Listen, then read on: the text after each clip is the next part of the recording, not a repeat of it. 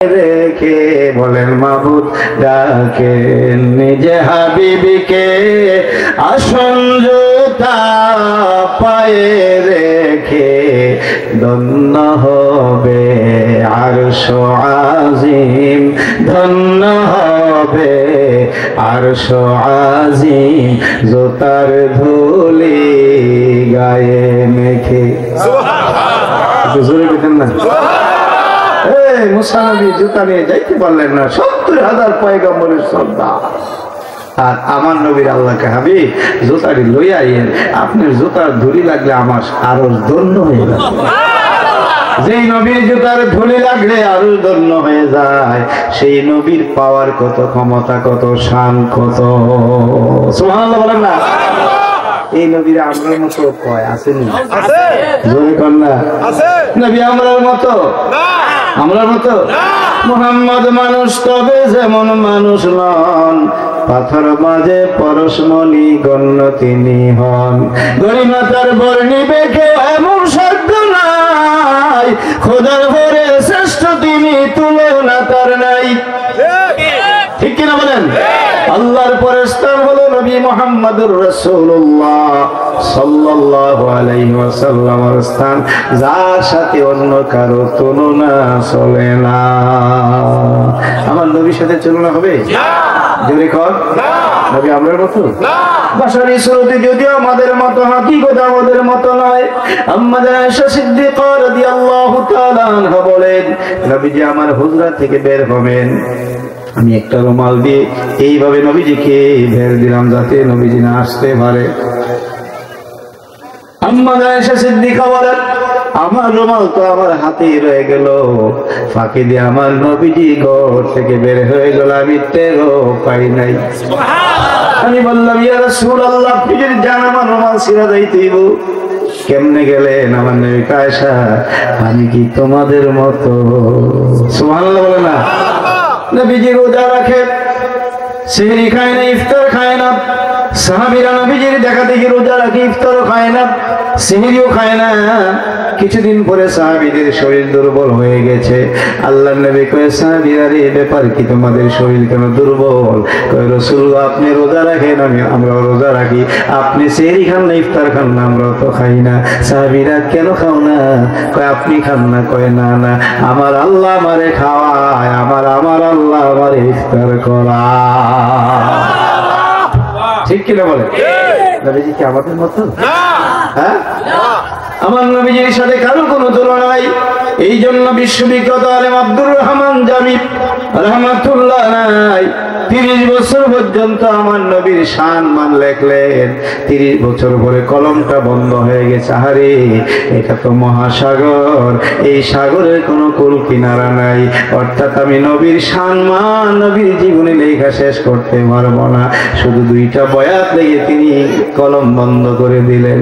ইয়া সাহেবাল জামাল ওয়া ইয়া সাইয়্যিদাল বাশার মিন ওয়াজহিকাল মুনির লাকাদ নাওয়ারাল কমার লা ইউমকিনুস সানাউ কামা কানা হাক্কুহু বা'দা আয খুদা বুজুর্গ তুই কিসসায়ে মুখতাসার।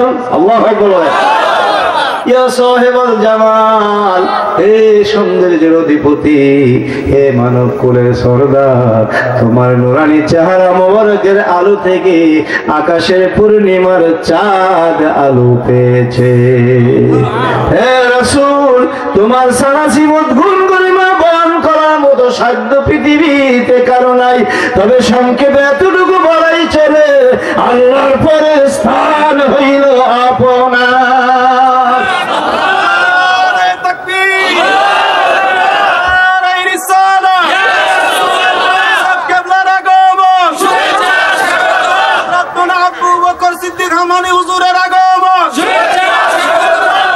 নবীর সাথে তুলনা আছে? হযরত আবু হুরায়রা বলেন, মা রাআইতু শাইআন আহসানা মিন রাসূলিল্লাহ সাল্লাল্লাহু আলাইহি ওয়াসাল্লাম, আমি আমার নবীজির চেহারা মোবারক থেকে কোনো উজ্জ্বল বস্তু দুনিয়াতে কোনদিন দেখি নাই। যাকে সূর্যের সাথে চন্দ্রের সাথে তুলনা করা হয়েছে। ঠিক কিনা বলেন? আম্মা আয়েশা সিদ্দিকা রাদিয়াল্লাহু তাআলা আনহা বলেন, দুনিয়ার মানুষের একটা সূর্য, আমি আয়েশার দুইটা সূর্য। দুনিয়ার সব মানুষের সূর্য যখন পশ্চিম আকাশে ডুবে যায়, আমার দ্বিতীয় সূর্য আমার ঘরে হুজরাতে উদয় হয়ে যায়। সেই সূর্য হলো মুহাম্মাদুর রাসূলুল্লাহ। রাত্রিবেলা শুয়ে দিয়ে খাতায় সেলাই করতেছিল, আম্মাজান বলেন হঠাৎ করে শুয়ে আমার হাত থেকে জমিনে পড়ে গেল। কত বিছাইলাম, শুই পাইলাম না। এমন সময় দিনের নবী রাহমাতুল্লিল আলামিন আমার ঘরে ঢুকলেন। আমার নবীর চেহারা মোবারকের আলো থেকে আমার ঘরটা এত নূরে আলোকিত হয়ে গেল, আমার বিশ্রাইতে হয় নাই, সঙ্গে সঙ্গে শুইটা পায়া ফেললাম। সুবহানাল্লাহ। সেই নবীর সাথে কি তুলনা হয়? হ্যাঁ, আমার নবী হিজরত করে মক্কা থেকে মদিনায় গেছে। আর সানিয়াতুল বেদা নামক উপত্যকা দিয়ে একটাই রাস্তা ছিল মদিনায় যাওয়ার। মদিনার আনসারী সাহাবীরা এবং তাদের ছেলে মেয়েরা নবীজিকে বরণ করার জন্য আগায় আসছেন। সানিয়াতুল বেদা নামক উপত্যকায় দাঁড়িয়ে আছেন, নবী আসতেছেন, অপেক্ষা। নবী আসবেন, বরণ করে নেবেন। যেই মাত্র আমার নবীজি সানিয়াতুল বেদা নামক উপত্যকা দিয়ে মদিনায় প্রবেশ করলেন, তখন মদিনার আনসারীরা তাদের ছেলে মেয়েরা দব বাজায়া বাজায়া কত সুন্দর গান গেয়েছে। তলাল বদরু আলাইনা মিন সানিয়াতিল ওয়াদাই ওয়াজাবা শুকরু আলাইনা মা দাআ লিল্লাহি দাই আনতা শামসুন আনতা বাদরুন আনতা নূরুন ফাওকা নূরি আনতা ইয়াকসিরু ওয়া গালি আনতা মিসবাহু সুদুরি। আল্লাহু আকবার বলেন। আমরা বলি নাই, সাহাবীরা বলেছে নবীর সামনে তলাল বদরু আলাইনা, আমাদের মাঝে উদয় হয়েছে পূর্ণিমার চাঁদ। আকাশের চাঁদ না, মুহাম্মাদুর রাসূলুল্লাহ। সানিয়াতুল বেদা নামক উপত্যকা দিয়ে আমাদের মাঝে পূর্ণিমার চাঁদ উদয় হয়েছে। তার শুকরিয়া আদায় করা আমাদের জন্য ওয়াজিব, ঠিক নেই? হে রাসূল, রাসূলকে দেখে বলছে আনতা শামসুন, হে রাসূল আপনি সূর্য, আনতা বদরুন আপনি পূর্ণিমার চাঁদ, আনতা নূরুন আপনি নূর ফাওকা নূরি সমস্ত নূরের উপরের নূর। ঠিক কি না? সাহাবীরা কইছে নূর, আর আমরা কইছে মৌলবীরা কই মাটি। কয়েক বছর আগে বামনবাড়ি থেকে হুজুর রামচন্দ্র ওয়াজ করে গেছে ঈদ মিলাদুন নবীর মাসে। কয় রামচন্দ্রপুরের মূর্তিগুলি যেই মাটির তৈরি, আমার রাসূল সেই মাটির তৈরি। বলে বলতে হবে নাউযুবিল্লাহ। রাসূল মাটি নূর হলে আপনি কি ইয়া লাগে, হিংসা লাগে না? কয় মাটি হলে বলে নূরের কারো দাম। আমরা ছায়াতে আছেন, ছায়া করে না আমার কথা কেন লাগে? নূরুন আলা নূর হে তুমি আসলে মানব সরতে, তাই তো তোমার হয়নি ছায়া সব সূর্যের আলোতে। আল্লাহু আকবার। নবীজির ছায়া মোবারক ছিল না, ছায়া ছিল না। আমরা দাঁড়িয়ে রোদ্রের মধ্যে ছায়া পড়ে, আমার নবীজির ছায়া ছিল না। আল্লাহু আকবার বলেন। নবী শান করলে মুখ কালা হয় না? দাদা নাকি না?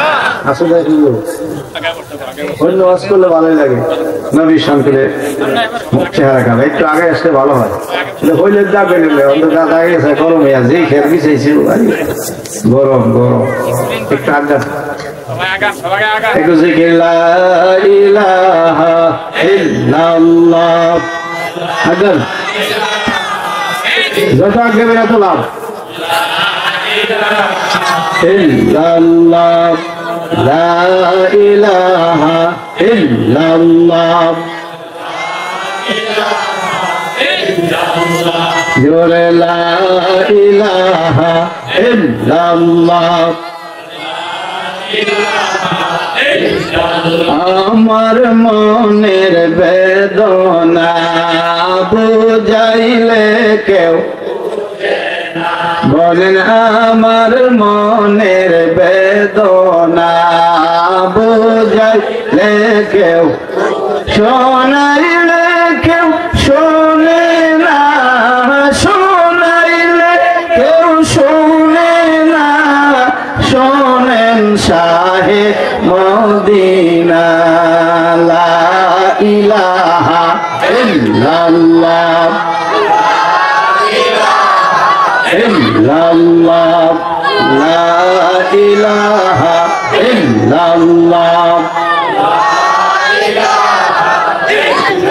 লা ইলাহা ইল্লাল্লাহ মুহাম্মাদুর রাসূলুল্লাহ সাল্লাল্লাহু আলাইহি ওয়াসাল্লাম। জোরে জোরে বলেন মারহাবা। আমার নবীজি রাস্তা দিয়ে হেঁটে যায়, সাহাবীরা পিছনে পিছনে যায়। হঠাৎ করে নবীজি বলছেন ওয়ালাইকুম আসসালাম। সাহাবীরা কোনো লোক আইতে দেখলাম না, কাউরে সালাম দিত শুনলাম না। আপনি কার সালামের জবাব দিচ্ছেন? ও যে অনেকগুলো পাহাড় দেখা যায় দেখছো? ওই জি কই পাহাড়টি আমার সালাম দিচ্ছে। আপনার পাহাড় সালাম দেন আপনার নবী না আপনার মতো তো নবী আপনার মতো, আপনি তো নবীর মতো, আপনার সালাম দেন এখানে। হ্যাঁ গাছের ডালা ঝুঁকিয়ে ছায়া দিতেন প্রাণের নবীরে, মেঘমালা উড়ত সদাই তার মুবারক শের ভরে। ঠিক কিনা বলেন? নবীজি হাইটা গেলে গাছের ছায়া ঝুঁকে ঝুঁকে ছায়া দিত। আকাশের মেঘমালা নবীজির মাথা মুবারক ছায়া দিয়ে হাইটা হাইটা যেত। যার পসিনা মেশক আম্বার হতে ছিল চমৎকার, সাহাবীরা আতর রূপে করিতেন তাহাই ব্যবহার। পসিনা বুঝুননি? পসিনা ঘাম। জোরে বলেন ঘাম মোবারক। নবীজি কি ঘাম? আমরা ছিল ঘাম, আর নবীজিটা, কারণ নবীজির প্রত্যেকটা জিনিস মধ্যে ছিল কি বরকত, এই জন্য মোবারক বলতে হয়, যেটা বরকতপূর্ণ। ঠিক নেই? আমার হাত মোবারক, আর আমার হাত নবীজির হাত মোবারক, আমার পাও নবীজির পাও মোবারক, আমার দাড়ি নবীজির দাড়ি মোবারক, আমার চুল নবীজির চুল মোবারক, আমার থুতু নবীজির থুতু মোবারক, আমার পসিনা নবীজির পসিনা মোবারক, আমার পেশাব নবীজির পেশাব মোবারক। ঠিক কিনা বলেন? যে নবীর বস্ত্র মোবারক পান কইরা উম্মায়ে মান জান্নাতি হলো, রাস্তা যাইতে গেলে ওই আতর গোলাপের গান তার শরীর থেকে আসতো। আর আপনার পেশাব যদি কেউ খায়ালায় হারাম হইব, ঠিকানা জাহান্নাম। হারাম হইলে ঠিকানা কই? প্রস্রাব খাওয়া কি? রক্ত খাওয়া? আমার নবীজি সিংহা লাগাইছে, রক্ত বের হয়েছে। অল্প বয়সের সাহাবী আব্দুল্লাহ ইবনে জুবায়ের রাদিয়াল্লাহু আনহু ডাক কয়, ও আব্দুল্লাহ বিন জুবায়ের, আমার এই রক্তটা নিয়ে তুমি জমিনে আর কেমন জায়গায় রাখবা কেউ যেন না দেখে? কেমন জায়গায় রাখবা কেউ যেন না দেখে? তো গেছে গিয়া মাঠের মধ্যে গিয়ে কয় এমন যে একটু দিক খেলা, আরেকটা মেয়ে গেছে এমন দিক খেলা, একটা টান দিয়ে নবীজি রক্ত মর খাই দিচ্ছে। আয়া ধর ধরে কাঁপছে। নবীজি গেছে জমিনে গায়ে রাখতো। হ্যাঁ, তিনি কি করছেন? এই কাপড় কেন পেয়ে রাসূলুল্লাহ, আপনি বলছেন জমিনে রাখতাম, এমন জায়গায় রাখতাম কেউ যেন না দেখে। আমি তো চিন্তা করলাম এখানে রাখে যদি দেয়, ইয়ানে রাখে যদি দেখে, এমন জায়গায় রাখছি ইয়া রাসূলুল্লাহ কেউ দেখবে না, কোথায় রাখছো? তা আমরা ফেলে দিচ্ছি। আমি তোমার কি করছি? পান করে লাইছি। আমার নবী মুস্কি আসি দেখো, ও আব্দুল্লাহ ইবনে জুবায়ের জানা রাখো, আমি রাসূলের রক্ত যার পেটে ঢুকছে রে, তার জন্য জাহান্নামের আগুন হারাম। উপস্থিত সাহাবীদেরকে বললেন, সাহাবীরা রে, তোমরা কি দুনিয়ার জমিনে কোনো জান্নাতি মানুষ দেখতে চাও কিনা? ইয়া রাসূলুল্লাহ চাই। কয় আমার আব্দুল্লাহ ইবনে জুবায়ের দিকে নজর করো, সে জান্নাতি মানুষ, আমার রক্ত মোবারক পান করেছে। আপনার রক্ত দিতে খায়াল হয় কি কর পেটের নারী মধ্যে ঝরলে যাইব গই। এসিড না, ফেসার মধ্যে এসিড না, 7 দিন সারা গাছের গোড়ার মধ্যে ভেসাক করে দেখেন গাছটা মরে যাবে। কথা কর আর নবীজি প্রস্রাব মোবারক উম্মে আইমানদের পান করছে, তাও দামি শরবত মনে করে। পিপাসায় কাতর সাহাবী পান করিতে তার পেশাব, মনে ভাবে দামি শরবত, মনে ভাবে দামি শরবত, মিশ্রিত আতর গোলাপ। দামি শরবত মনে কইরাম মেহমান নবীজি প্রস্রাব মোবারক পান করেছিলেন, যার কারণে সে রাস্তা দিয়ে হাইটা গেলে শরীর থেকে সুগন্ধি আসতো। জীবনে তার পেটে কোনোদিন অসুখ হয় না। আল্লাহু আকবার, জোরে বলেন। নবীজির পসিনা মোবারক সাহাবীরা আতর হিসাবে ব্যবহার করতেন, সুগন্ধি ছিল। আর আপনি যদি সোয়াতে গাইমাটে মাইয়ের আর এই গামলা কেন জমাইলে মাসিক পরে ব্যবহার করলে, আর ঈদের সময় করলে তো আরো বলবে না।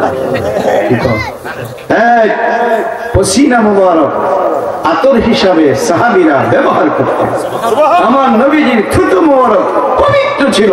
নবীজির থুতু মোবারক ছিল সারা পৃথিবীর সমস্ত রোগের ঔষধ। আমার মনে হয় ডায়াবেটিস ওষুধ নাই, নবীজির থুতু মোবারক খাইলে ডায়াবেটিস ভালো হবে। বুঝলেন? এই নবীর থুতু মোবারকে বিষাক্ত সাপের বিষ পিয়েছে, জোরে পেতেন না, ভালো হয়েছে না? আবু বকর সাপে কামড় দিয়েছেন না, এরা গোহা গাড়ে সরে কামড় দিচ্ছে, বিষের দ্বারা অস্থির হয়ে গেছে। চোখের পানি ফেলে কান্দে, গাল বেয়ে বেয়ে পানি পড়ে, তুই পড়া পানি নবীজির চেহারা মোবারকে পড়লেন। সজাগ হয়ে দেখে আবু বকর কান্দে। আবু বকর কেন কান্দ? বিবির মায়া, ছেলে মেয়ে না, আত্মীয় স্বজনের মায়া না, বাড়ির মায়া? ইয়া রাসূলুল্লাহ, ছেলে মেয়ে বিবি আত্মীয় স্বজন সব আপনার কদমের নিচে কুরবান। কেন কান্দ? কয় সাপে দংশন করেছে। কোথায়? বৃদ্ধাঙ্গুলে। সঙ্গে সঙ্গে নবীজি থুতু মোবারক লাগাই দিলেন, সাপের বিষ ভালো হয়ে গেছে। আমি সাপের বিষ আরে থুতু লাগালে সাপের বিষ ভালোই বলি। দাদারটা বড় বাপেরটা 14 কুশি লাগাইলো কামড়, কথা ঠিক নেই? সেই নবীর সাথে তুলনা আসেনি? যেই নবীর হুকুমে ডুবন্ত সূর্য উদয় হয়েছে, অস্তমিত সূর্য উদিত ফের আকাশে পুনরায়, মাগরিবের পর হইল আসর নূর নবীজির ইশারায়। আলী রাদিয়াল্লাহু আনহু খায়বরের যুদ্ধের দিকে রওনা করছেন, সাহাবা নামক পাহাড়ে আসছেন। নবীজি বলেন, আলী আমি একটু বিশ্রাম করব। ইয়া রাসূলুল্লাহ বসেন, দেখি কোথাও কোনো ভালো পরিবেশ নেই। ডাক ডাক নবী গো, আপনি আমার কুরাতের মধ্যে মাথা মোবারকে আরাম করেন। আলী রাদিয়াল্লাহু আনহু মাথা রাইখা নবীজি ঘুমাই গেলেন। আসরের সময় হযরত আলী আসরের নামাজ পড়ে নাই, বেলা আস্তে আস্তে লাল হয়ে গেছে। আসরের নামাজ পড়া কি নফল না ফরজ? জোরে বলেন। আরে জীবনে আলী আসরের নামাজ কাজা করে নাই, নবীর তাবেদারিও তো ফরজ। কি কর? ইন কুনতুম তুহিব্বুনাল্লাহ, নারে তাকবীর, জোরে বলতে নারে তাকবীর।